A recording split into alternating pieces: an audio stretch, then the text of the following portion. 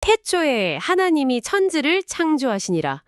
여러분 이 문장 딱 마주하면 반사적으로 어떤 생각들이 떠오르십니까? 아무래도 우주가 언제 생겼나 이런 거 아닐까요? 그렇죠. 우주가 어떻게 생겨났는지 혹은 뭐 진짜 며칠 만에 이 물리적인 지구가 뚝딱 만들어졌는지를 따지는 그 창조론 대 진화론, 이 오래된 줄다리기를 보통 떠올리실 겁니다. 네, 아주 익숙한 프레임이죠. 맞아요. 그런데 오늘 저희 심층탐구에서는요, 이 익숙하고 낡은 논쟁의 프레임에서 완전히 빠져나올 겁니다. 오, 완전히요. 네, 완전히요. 오늘 저희가 다룰 자료의 핵심 목표는 단 하나거든요. 창세기 1장 1절에 등장하는 단 하나의 히브리어 단어, 바로 땅을 뜻하는 하아레츠. 이 단어를 현미경 들여다보듯 파헤쳐 볼 겁니다. 하아레츠. 정말 중요한 단어죠. 네, 놀랍게도 이 자료들을 보면 이 단어가 단순히 지구라는 암석 덩어리를 가리키는 게 아니더라고요. 성서 전체의 거대한 퍼즐을 푸는 일종의 마스터키로 작동하고 있다는 점을 짚어주고 있습니다. 네, 사실 우리가 성서를 읽을 때 흔히 범하는 오류 중 하나가 있어요. 어떤 거죠? 이 텍스트를 현대의 과학 교과서나 물리적 우주의 기원을 설명하는 책으로 취급하려는 태도거든요. 약간 과학책 읽듯이? 그렇죠. 그런데 고대 근동사회에는 이미 수많은 창조 설화들이 존재했습니다. 바빌론의 에누마 엘리시 같은 신화들이 아주 대표적이죠. 네네, 들어본 적 있습니다. 성서의 저자들은 그런 기존의 신화적 모티프들을 그냥 가져온 게 아니라요. 완전히 다른 신학적 메시지로 뒤집어버리는 그 전유의 방식을 취했습니다. appropriation이라고 하죠. 기존의 맥락을 싹 바꿔서 다른 의미로 써먹는 거네요. 정확합니다. 그러니까 물리적인 하늘과 땅이 어떻게 생겼느냐를 논증하려는 게 아니라 에레츠, 즉 땅이라는 은유적 공간을 빌려와서 사실상 인간 내면의 상태와 영적인 목적지를 이야기하고 있는 겁니다. 와, 그렇다면 창세기 1장 1절의 그 거대한 선언이 우주 탄생의 순간을 찍은 사진이 아니라는 거군요. 네, 이 대목에서 진짜 매력적인 점은요. 그 1장 1절의 선언이 하나의 독립된 우주적 사건이라기보다 창세기 1장 2절부터 저기 요한계시록 끝까지 이어지는 그 모든 내용에 대한 일종의 요약본이자 주석에 불과하다는 겁니다. 세상에, 창세기 2장부터 요한계시록까지가 전부 1장 1절의 주석이다. 이거 진짜 도발적인 명제인데요. 그렇죠. 인간 존재에 대한 기나긴 서사의 완벽한 서론인 셈이죠. 좋습니다. 창세기 1장 1절이 사실상 전체를 관통하는 요약본이라면 그 땅, 그러니까 에레츠가 물리적인 흙더미가 아니라면 대체 어떤 인간의 상태를 의미하는 걸까요? 그걸 이해하려면 지도를 좀 펼쳐봐야 합니다. 역사적인 공간으로 넘어가는 거군요. 여러분, 머릿속에 중동 지도를 한번 쓱 그려보시죠. 성서의 내러티브를 쭉 따라가다 보면 이스라엘 백성들이 거쳐가는 4개의 굵직한 공간이 등장하잖아요. 네, 맞습니다. 애굽, 광야, 가나안, 그리고 바빌론이죠. 지리적으로는 다 뚝뚝 떨어져 있는 다른 곳인데 오늘 자료를 보면 서사적으로는 이 4공간이 모두 에레츠라는 개념 안에서 묶인다고 하더라고요. 네, 그 4개의 공간이 인간이 겪는 영적, 심리적 상태의 변화를 고스란히 보여주는 아주 훌륭한 모델입니다. 그럼 하나씩 짚어보죠. 첫 번째 땅은 어딘가요? 첫 번째 에레츠는 바로 애굽, 히브리어로는 미츠라임입니다. 그 유명한 이집트. 때마다 살기 위해서 남쪽 애굽으로 내려가거든요. 그렇죠. 먹고 살아야 하니까요. 특히 요셉 시대의 이스라엘 민족은 나일강 하구의 고센 평야라는 그 엄청나게 비옥한 땅에 정착을 합니다. 거기서 400년 동안 인구가 기하급수적으로 늘어나면서 엄청난 풍요를 누리죠. 400년이면 진짜 긴 시간인데. 네. 하지만 이 풍요의 이면에는 아주 끔찍한 역설이 자리 잡고 있습니다. 그들이 누린 400년의 끝이 결국 뭐였죠? 노예 생활이잖아요. 맞습니다.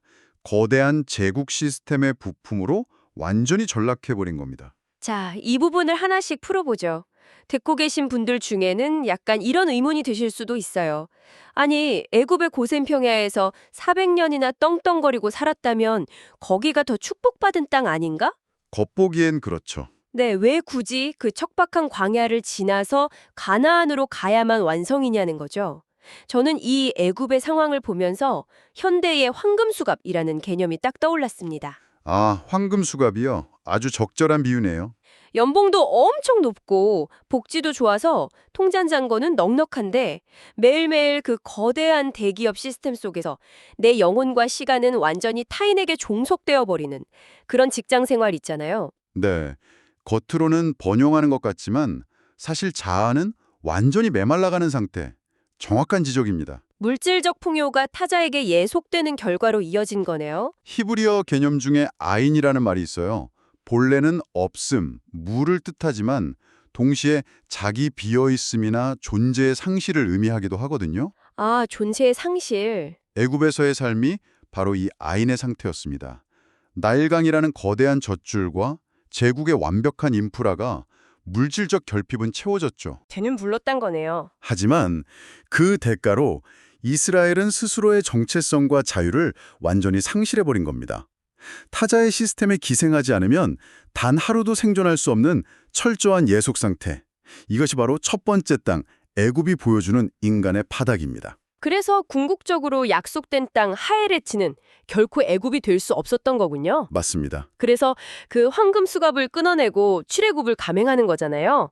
그렇게 애굽을 빠져나와서 두 번째 에레치인 광야, 이 미드바르라는 혹독한 과도기를 거칩니다. 그리고 마침내 세 번째 땅인 가나안에 도달하죠. 네, 드디어 약속의 땅에 도착하죠. 그런데 전문가님, 여기서 제가 좀 짚고 넘어가고 싶은 게 있습니다. 네, 말씀하시죠. 본문 자료를 보면 가나안의 어원적 의미가 상인, 그리고 고객 앞에서 겸손해야 하는 상인의 특성에서 비롯된 온유, 겸손과 맞닿아 있다고 나오거든요. 네, 낮아지는 땅이라는 의미가 내포되어 있죠. 아니, 솔직히 이 부분은 바로 납득이 안 가요.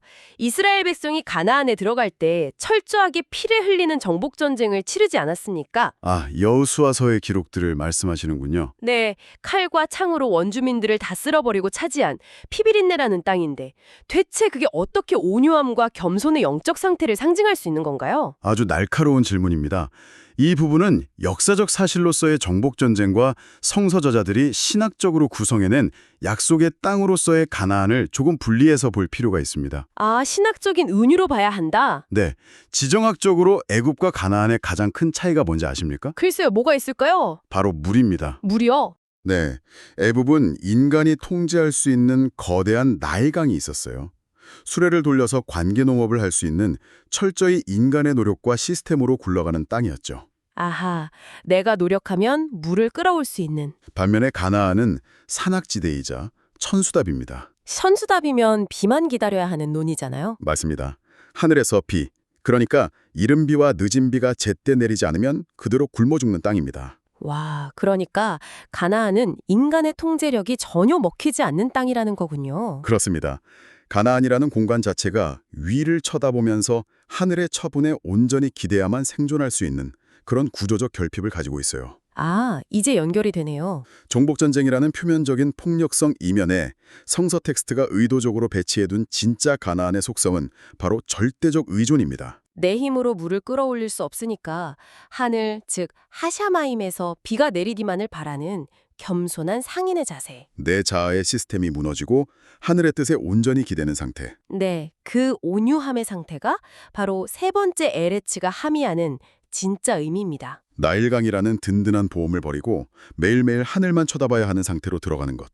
그 자체가 신학적인 의미의 겸손이었군요. 맞습니다. 자, 그렇게 가나안에 정착했으면 이야기가 해피엔딩으로 다 끝나야 할 텐데 역사는 또 거기서 멈추지 않죠. 이스라엘의 역사가 참 파란만장하죠. 네, 이스라엘은 결국 북방의 제국 바빌론으로 포로로 끌려갑니다. 여기서 네 번째 에레츠가 등장하는 건데요. 이 바빌론이라는 공간도 단순한 물리적 유배지가 아니더라고요. 네, 바빌론은 그들이 하늘을 향한 겸손을 잃어버리고 다시 지식과 교만으로 무장하다가 스스로 갇혀버린 감옥이라고 볼 수 있습니다. 아, 스스로 만든 감옥이요? 이스라엘은 가나안에서 율법과 제사라는 자신들만의 종교적 시스템을 구축했어요. 그런데 그것이 타락해서 결국 애굽 못지않은 거대한 억압 구조를 다시 만들어냈죠. 애굽을 탈출해놓고 가나안에서 자기들이 또 애굽을 만든 거네요. 네, 그 교만의 결과로 바빌론이라는 낯선 땅으로 끌려가서 정체성이 철저히 붕괴되는 뼈저린 경험을 합니다. 참 아이러니합니다. 그리고 그 바빌론에서의 뼈저린 반성을 거친 남은 자들만이 다시 가나안으로 귀환해서 수룹밥의 성전, 즉 제2성전을 건축하게 되죠. 애굽의 예속, 광야의 연단, 가나안의 겸손, 바빌론의 교만과 포로, 그리고 다시 귀환. 이 거대한 역사적 사이클이 돌아가는 거군요. 네, 이 모든 굴곡 속에서도 변하지 않는 지향점은 오직 하나입니다. 정관사가 붙은 하에레츠. 결국 궁극적인 약속의 장소인 가나안을 향한 영적 여정인 거죠. 애굽에서 바빌론까지 그 지독한 역사의 수레바퀴를 굴리면서 인간이 마침내 도달해야 할 내면의 항태를 보여주었다는 건데요. 여기서부터가 진짜 흥미로워지는 지점입니다, 여러분. 네, 이제 무대를 창세기로 옮겨볼까요? 네, 이 4단계의 역사적 과정이 놀랍게도 창세기 1장과 2장의 창조 이야기, 그러니까 제1, 제2 원형에 이미 설계도처럼 내장되어 있다는 사실입니다. 이 연결고리가 정말 기가 막히죠. 저는 이 분석 자료를 보면서 마치 구글 지도에 주민 기능을 켜놓은 것 같다는 느낌을 받았어요. 우주에서 점점 내안 마당까지 확대해 들어가는 느낌이랄까요? 아주 훌륭한 비유입니다.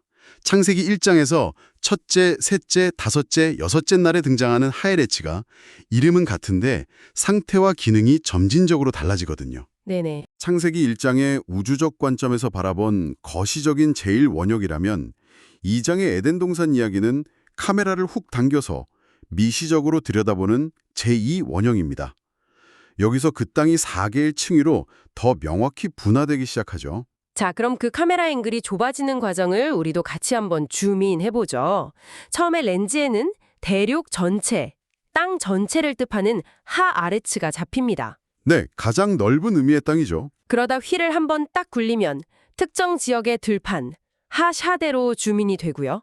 한 번 더 굴리면 그 들판을 구성하는 흙, 즉 땅 그 자체인 하아다마로 좁혀집니다. 맞습니다.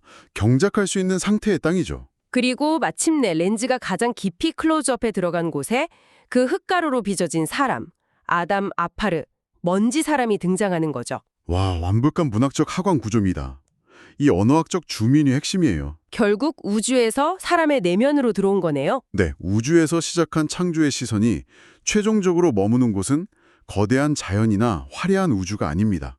가장 미천하고 부스러지기 쉬운 재질, 아파르, 즉 먼지나 티끌로 만들어진 한 인간의 상태예요. 아파르가 먼지라는 뜻이군요. 네, 아파르는 구조적 형태를 아예 유지할 수 없을 정도로 철저히 부서진 흙가루입니다. 건축자재로는 완전 빵점이죠. 쓸모가 없어요. 벽돌을 만들 수가 없으니까요. 그런데 재미있는 건 흙이 완벽하게 부서져서 자신만의 단단한 형태를 포기했을 때 비로소 물을 머금고 씨앗을 품어낼 수 있는 가장 좋은 밭이 된다는 겁니다. 아, 부서져야만 씨앗을 품을 수 있다. 네, 이것을 더 큰 그림과 연결해 본다면 야훼가 창조하고자 했던 궁극의 에레츠는 물리적인 영토가 아니라 이 부서지고 낮아진 아담 아파르라는 존재 자체였던 겁니다. 와, 부서진 흙가루야말로 진짜 완성된 창조물이었다. 그렇다면 에덴 동산에서 아담과 하와가 선악과를 따먹고 타락하는 사건도 완전히 다르게 읽히는데요.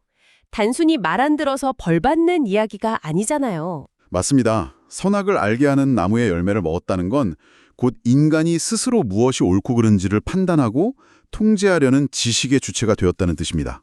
내가 왕이 되겠다는 거네요. 지식이 들어오면 에고가 단단해집니다. 아파르처럼 부서져 있던 부드러운 흙이 자기만의 잣대와 지식으로 무장하면서 아주 딱딱한 콘크리트처럼 굳어버리는 거죠. 콘크리트에는 씨앗을 심을 수가 없죠. 단단해진 흙에는 더 이상 생명의 씨앗이 발아할 수 없습니다. 그래서 신은 너는 흙이니 흙으로 돌아가라 라고 선고를 하는 겁니다. 잠깐만요. 우리가 보통 너는 흙이니 흙으로 돌아가라 이 구절을 죽음에 대한 심판이나 저주로만 읽어왔잖아요. 그렇죠. 보통 장례식에서 많이 쓰니까요. 네, 그런데 지금 맥락에서는 그게 저주가 아니라 딱딱해진 너의 자아를 다시 예전의 그 부드러운 아파르, 씨앗을 품을 수 있는 그 먼지 상태로 되돌리겠다는 일종의 회복 선언이자 리셋 버튼처럼 들립니다. 야, 정확히 보셨습니다. 바로 그겁니다. 그리고 이 에덴의 타락과 리셋 구조가 앞서 살펴본 이스라엘의 바빌론 포로기와 완벽한 평행 이론을 이룬다는 사실을 날카롭게 분석해내야 합니다. 어떻게 평행이 되죠? 이스라엘은 율법이라는 지식을 소유하면서 스스로 교만해져서 콘크리트처럼 굳어버렸습니다. 그 결과가 바빌론이라는 유배지로 쫓겨나는 것이었죠. 아, 아담이 에덴에서 쫓겨난 것처럼. 네. 하지만 바빌론에서의 혹독한 고난을 통해 그들의 단단한 자아는 다시 산산조각이 납니다. 철저히 부서진 아파르의 상태가 되어서야 다시 가나안으로 귀환하여 성전을 지을 수 있었던 것입니다. 포로됨과 귀환의 평행 이론이군요.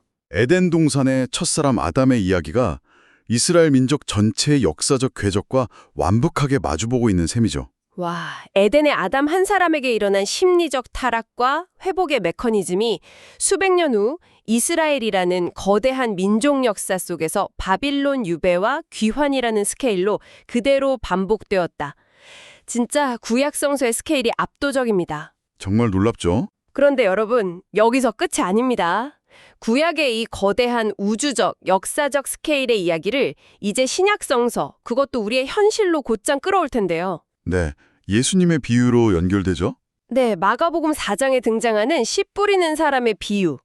이거 교회 안 다니는 분들도 한 번쯤 들어보셨을 텐데 우리가 익히 알아왔던 이 비유가 단순히 좋은 마음밭을 가집시다 수준의 도덕적 교훈이 아니라는 사실이 여기서 폭로됩니다. 네, 이 비유를 단순히 도덕적인 훈화로 읽는 것은 본문을 철저히 오독하는 일입니다. 예수께서 이 비유를 알지 못하면 다른 모든 비유를 어떻게 알겠느냐고 질책하셨거든요. 그만큼 핵심이라는 거네요. 네, 그건 이 비유가 성서 전체의 서사구조, 즉 구약의 4가지 에레치 도식을 신약으로 끌고 오는 가장 중요한 열쇠이기 때문입니다. 비유에 등장하는 4종류의 땅이 앞서 본 4번의 역사적 공간과 완벽하게 1대1로 겹칩니다. 4종류의 땀이라면 길가, 돌밭, 가시떨기, 좋은 땅 이렇게 4개잖아요. 자, 그럼 짝을 한번 쫙 맞춰보죠. 첫 번째, 길가에 떨어진 씨앗. 길가는 사람들이 밟고 지나가서 아스팔트처럼 단단하게 다져진 땅입니다. 씨앗이 아예 뚫고 들어갈 수가 없죠. 네, 여기가 바로 첫 번째 에르츠, 애굽에 해당합니다. 아, 아까 말한 그 황금 수갑의 상태. 모두가 가는 상식과 관습이라는 길. 거대한 제국의 시스템에 짓눌려서 내멸이 돌처럼 굳어버려 생명이 침투할 수 없는 씨가 발아하지 못하는 상태죠. 그렇다면 두 번째 돌밭은 어디와 상응할까요? 흙이 얇게 덮여 있어서 싹이 빨리 나오긴 하는데 밑바닥에 돌판이 있어서 해가 뜨면 금방 말라 죽어버리는 땅. 거기는 바로 광야입니다. 아, 광야. 광야에서 이스라엘은 율법이 선포되었을 때 기쁘게 받았지만 정작 그들의 내면에는 애굽의 습성이라는 거대한 바위가 자리 잡고 있었습니다. 흙이 얕아서 뿌리를 내리지 못한 거죠. 환란이 오면 불평하며 무너지는 얄팍한 상태를 의미합니다. 자, 여기까지는 아주 부드럽게 이해가 됩니다. 그런데 그래서 이 모든 게 대체 무슨 의미일까요? 제가 자료를 보면서 정말 뒤통수를 한 대 맞은 것 같았던 대목이 바로 세 번째 땅, 가시떨기입니다. 아, 이 부분이 정말 핵심이죠. 비유에서는 씨앗이 자라긴 하는데 가시가 기온을 막아서 결실을 못 맺는다고 하잖아요. 이 가시떨기가 바로 네 번째 역사적 공간이었던 바빌론에 해당한다는 분석이었습니다. 아니, 왜 가시가 바빌론이고 나아가서 지식주의의 포로 상태를 상징하게 되는 건가요? 창세기로 다시 돌아가서 연결을 해보죠. 아담이 선악과를 먹고 에덴에서 쫓겨났을 때 땅이 저주를 받아 내놓은 결과물이 바로 가시와 엉겅퀴였습니다. 아, 가시가 거기서부터 나오는구나. 네, 성서적 모티프에서 가시는 명확하게 인간이 지식을 취하고 스스로 통제자가 되려 했을 때 발생하는 파생물입니다.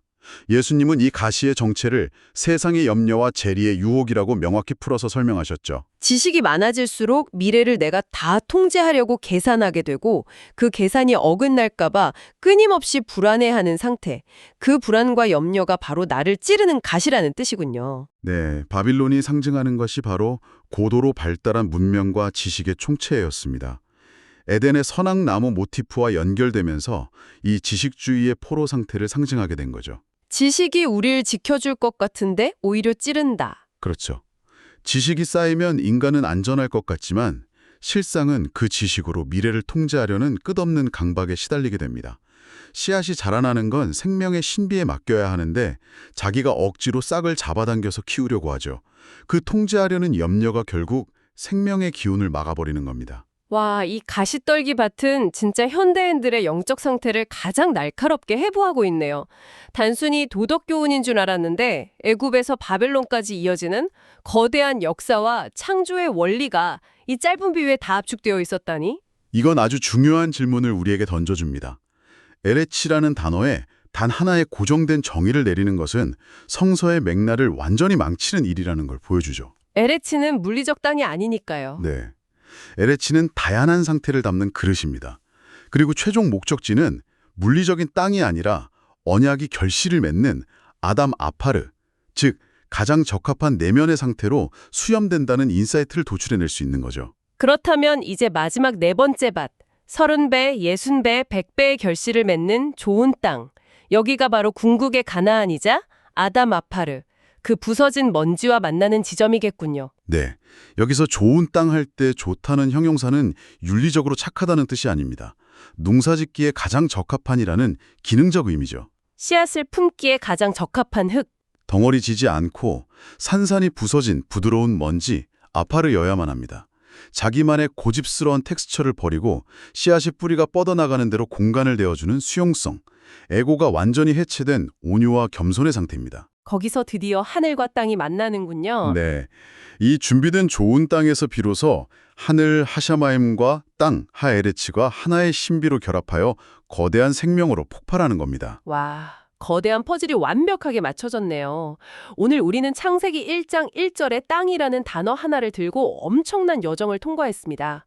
이 텍스트는 지구라는 물리적 공간의 기원을 따지는 과학 논쟁의 대상이 전혀 아니었습니다. 네, 절대 아니죠. 오히려 애굽의 화려함부터 바빌론의 지식주의를 거쳐 궁극의 온유함인 가나안에 이르기까지 인간의 상태와 영적 여정을 보여주는 문학적이고 신학적인 거울이었습니다. 네, 문자라는 껍데기에만 집착하면 그 아래 흐르는 이 깊은 심연의 메시지를 놓치게 됩니다.